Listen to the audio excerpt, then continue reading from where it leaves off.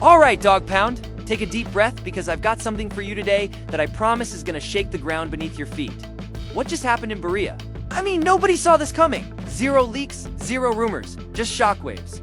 Silent ones, sure, but if you know this team, if you really know the Browns, then you know that these quiet maneuvers we just witnessed might be the very foundation of a complete transformation.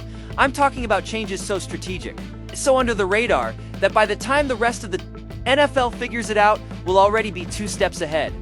And if you've ever felt like this franchise was stuck in a cycle of missed opportunities, weird resets, and wasted talent, you need to hear what just went down. A beloved veteran just got hit with news that reportedly stunned the entire locker room. And then, boom, social media lights up like wildfire. Everybody's speculating, everybody's reacting. But while the rest of the football world scrambles to catch up, I'm sitting here with you, breaking it all down, piece by piece. Me a favor, pull up a chair, make sure you're subscribed, and hit that like button because what we're diving into today, it's not just spicy, it's game-changing. Now, I want to start with something that might not grab headlines at first glance. It's not flashy. It's not the kind of update that hits the ESPN ticker with breaking news graphics. But if you're a real Browns fan, if you live and breathe this team like I do, then you know front office changes like these are where dynasties quietly begin. 8 brand new hires, 7 internal promotions. And no, that's not just HR doing paperwork. That's a rewire. Yeah, that's a rewire. The Browns reprogramming their entire football operations structure from the inside out. This isn't just about getting new faces in the building, it's about creating an entirely new culture and identity, one that's strategic, deliberate, and built for sustainability. Let's start with James Cook. He's now our Senior Director of Player Development, and I can't stress this enough, this is not just another former coach getting a comfy office job. Cook has a global football resume. He's one of those rare minds who's touched just about every edge of the NFL's global expansion efforts. Came up through the NFL Academy, was part of the International Player Pathway Program, and even helped build up NFL Africa. The man Played quarterback for Team Great Britain. That's right, he's seen football through a completely different lens. And now he's here to guide our players not just through practice and film sessions, but through life. This is about character development, leadership, resilience. We're talking about building a team that's not just physically prepared, but mentally sharp and emotionally grounded. Then there's Sean Heinricher, who's making his return to Cleveland. And let me tell you something, this guy's a heavyweight in scouting. He's been around the league for over 30 years, collecting Super Bowl rings and shaping rosters from Green Bay to Las Vegas. And now, he's ours.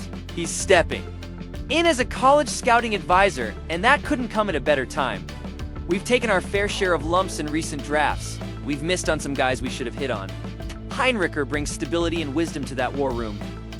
He's a power move all by himself. But that's not all. We've got 3 assistant scouts coming in. Josh Meyer, Andrew Namasafa, and Ryan Smith.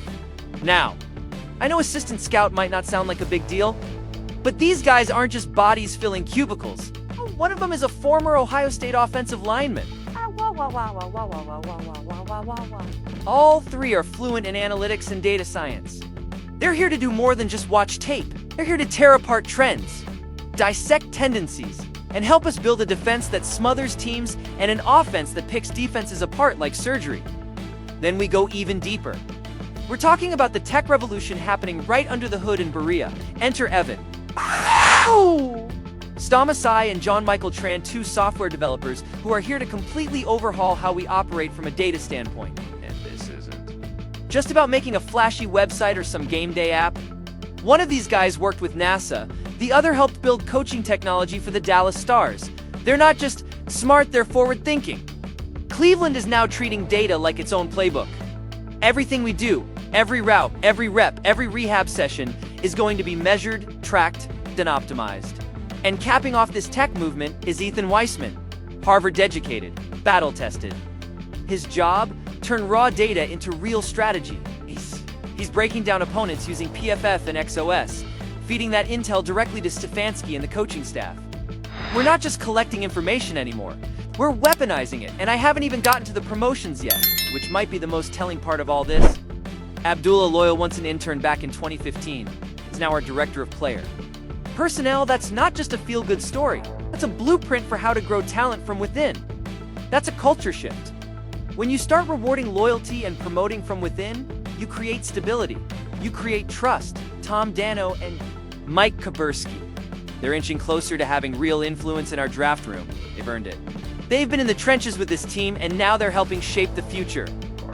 And then there's Abby Protant, who's taking over our tech infrastructure. A woman leading systems engineering in an NFL franchise that is rare. Tells me we're not just trying to keep up with modern football, we're trying to define it. You see, while other teams are still stuck in the past, juggling playbooks and clipboards, Cleveland is wiring digital sensors into its foundation. We're becoming a team that doesn't just react, we predict. That's next level vision. Now, let's shift to the field, because I know y'all want to talk about the rookies. And sure, everyone's been buzzing about Shedder Sanders and Dylan Gabriel. They've got talent. They've got storylines. But the player I'm zeroing in on, the one who might quietly become the guy, that's Quinton Judkins. He's not blowing up fantasy boards yet. He's not on every NFL podcast, but he should be. Because this dude might be exactly what Cleveland's been searching for. Analyst Lance Reisland said it plain and simple. I think it's Judkins. He's that confident. And after looking at the tape, I can see why. Judkins doesn't miss. 3 straight seasons with over 1,000 yards. 14+ touchdowns every single year. Across the SEC and the Big Ten, no slumps, no excuses. Just pure, consistent production. And that's not even the most exciting part. Reisland made a point that really stuck with me. Judkins dominates first down. That's the overlooked art. 4 to 6 yards on first down doesn't make the highlight reel, but it flips the entire game script. Suddenly the whole playbook is open. Suddenly your opponent's defensive coordinator has to guess. That's what Judkins brings down to down. Consistency that sets the tone. And get this, he might be the future after Nick Chubb. Now don't misunderstand me. Chubb isn't just a player. He's the spirit of this offense. But we've got to prepare. We've got to be ready. And Judkins looks like he's up to the task. Strong, explosive, hungry. He's not trying to be. Chubby's trying to make his own name. And let's not forget about Dylan Sampson, our 4th-round gem out of Tennessee. This guy is lightning. In a bottle, 1,491 yards, 22 touchdowns in one season. Stefanski plays his cards right. We could see one of the nastiest backfield duos in the league. Judkins bruises you. Sampson outruns you. We haven't had this kind of offensive flexibility in years. But here's the cold, hard truth. None of it matters if the offensive line can't do its job. Joel Bitonio, Wyatt Teller, both aging, both slipping in production. Ethan Passick gave up. More pressure last year than he has in years. Jack Conklin's fighting for his next contract. And Don Jones, the guy we're pinning our hopes on, at right. Tackled, barely cracked a 50 grade on PFF, 66 sacks last season. That's not just bad, it's terrifying. We can have the best skill players in the world, but if we can't protect the quarterback or open a hole, it all falls apart. And that brings me to the man behind the curtain, Andrew Berry. This draft, this offseason, everything he's done, it's all on the line now. His entire legacy in Cleveland might hinge on whether this vision works. These picks pan out. Whether these structural changes actually translate into wins. Because this isn't just a rebuild, this is a reimagining. And if it works, it could finally be our time. So, please take 2 seconds to hit the subscribe button, like the video, and leave your thoughts in the comments. Thank you for your support. Now look, I've gone back and forth on Berry over the years. There's no denying he's pulled off some bold moves. There's also no denying some of those moves blew up in his face. His resume right now, it's checkered. He's had flashes of brilliance and moments of real failure. Dan this season, make no mistake, might be the one that defines his legacy in Cleveland. Maybe even his job. I mean, take Jeremiah Owusu-Koramoah. That was Berry's crown jewel. A guy he hit on. A dynamic sideline linebacker who became a centerpiece of the defense. Now, JOK's out for the entire 2025 season with a significant neck injury. A huge loss both for the defense and for Berry's narrative. Because when your biggest draft success is sidelined, it puts the heat on your newest bets to deliver immediately. And let me tell you Berry's bets this year. They are bold. Quinton Judkins, Mason Graham, a pair of rookie quarterbacks each, carrying the weight of a franchise, starving for a leader under center. These aren't just players, they're the pulse of this team now. And I'll be honest, with Ubery passed on generational, game-breaking talent and Travis Hunter at number 2 overall. To take Mason Graham at 5, let that sink in. That's not just a swing. That's swinging for the fences on a windy day with 2 strikes on the board.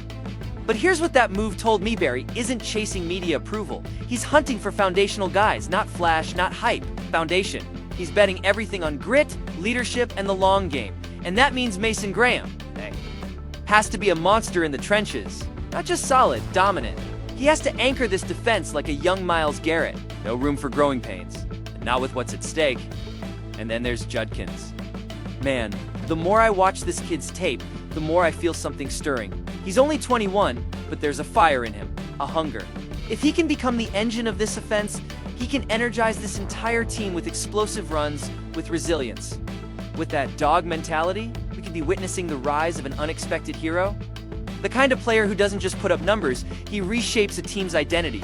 And I haven't even gotten to the quarterbacks yet. Let's be real, Herbury has to hit on one of these rookie quarterbacks. Villain Gabriel and Shetter. Sanders. Two completely different guys. Two different skill sets. But the same enormous pressure hanging over both of them. It's been 2 decades of quarterback roulette in Cleveland.